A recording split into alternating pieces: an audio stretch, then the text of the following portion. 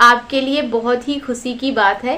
गर्भावस्था का 6वां महीना पूर्ण होने के बाद आपने प्रेगनेंसी के 2 स्टेप यानी कि 2 चरण जो है वो पूरे कर लिए हैं और अब आपके लिए केवल 1 चरण ही शेष है। तो आज की इस वीडियो में मैं दिव्या आपको बताऊंगी कि प्रेगनेंसी के 6 मंथ में यानी कि गर्भावस्था के 6वें महीने में आपके होने वाले शिशु में कौन कौन से परिवर्तन आने वाले हैं, आपके शरीर में इस महीने में कौन कौन से परिवर्तन दिखने वाले हैं और सबसे ज़रूरी बात, प्रेगनेंसी के 6 मंथ में महिला को कौन सी सावधानियां रखनी है, कौन से ऐसे काम हैं जो आपको बिल्कुल भी नहीं करने हैं।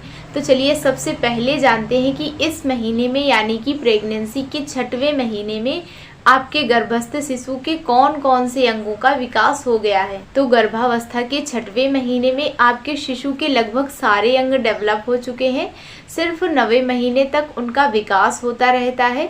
लंग्स को छोड़कर उसके सारे अंग विकसित हो चुके हैं और उनका विकास ही अभी शेष है। हालांकि अभी जो आपका गर्भस्थ शिशु है वो स्वयं से सांस नहीं ले सकता है और बाकी सारे अगर अंगों की बात करें तो बहुत ही तीव्रता से इस महीने से उसका विकास प्रारंभ हो गया है और इसके साथ साथ में आपके गर्भस्थ शिशु का वजन भी बहुत तीव्रता से बढ़ रहा है।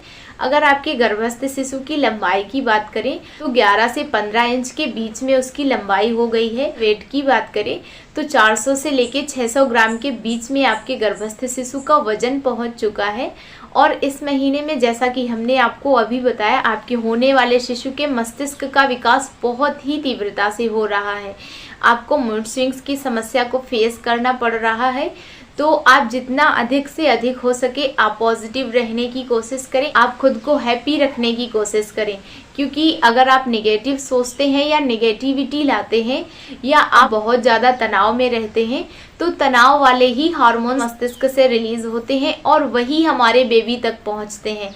तो बेबी उनको ही एब्जॉर्व करता है। तो इसके फलस्वरूप हमारा बेबी चिड़चिड़े स्वभाव का होता है।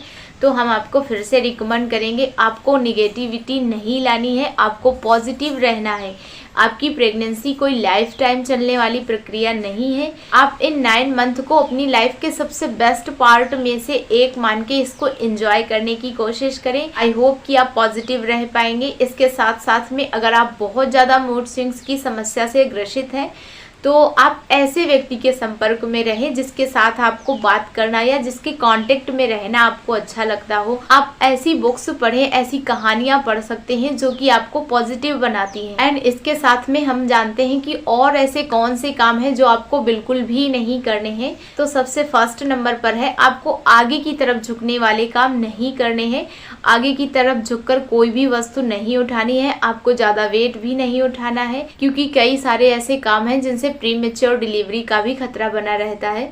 अधिकतम हमें 3 महीने तक ही बहुत ज़्यादा अपने बॉडी का ख्याल रखने के लिए बोला जाता है, हमें अपनी प्रेगनेंसी का ख्याल रखने के लिए बोला जाता है, लेकिन ऐसा नहीं है। क्योंकि अगर 3 मंथ तक आपके मिसकैरेज का खतरा बना रहता है तो इसके बाद आपकी प्रीमेच्योर डिलीवरी का भी खतरा बना रहता है। यानी कि आपको टोटली 9 मंथ आपको खुद का और खुद की प्रेगनेंसी का पूरा ख्याल रखना है। और अगर खाने की बात करें तो आपको एक हेल्दी से हेल्दी डाइट लेने की कोशिश करना है। आप अपनी डाइट में हरी सब्जियों को जरूर ऐड करें। एक दिन में कम से कम 8 से 10 ग्लास पानी पीने की कोशिश करें।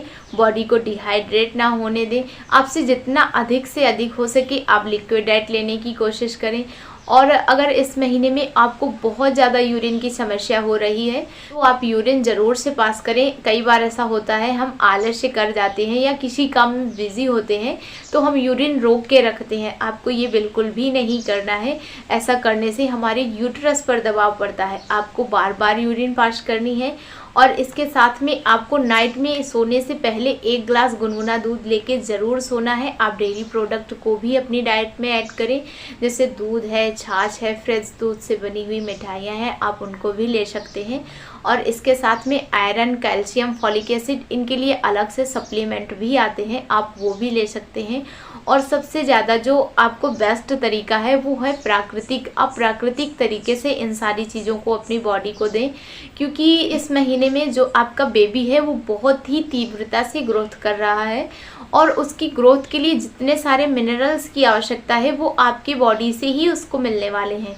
तो ऐसा होता है कई बार हम अपने बॉडी का ख्याल नहीं रखते हैं, तो जितने सारे पोषक तत्वों की हमारे बेबी को ज़रूरत होती है वो हमारे बॉडी से लेता रहता है। देन जो हमारे प्रसव का जब टाइम आता है, हमारी डिलीवरी का टाइम आता है, तो उस टाइम पर हमारा बॉडी कई बार वीक भी हो सकता है। ऐसे में उस टाइम पर नॉर्मल डिलीवरी में काफ़ी ज़्यादा रिस्क हो जाता है।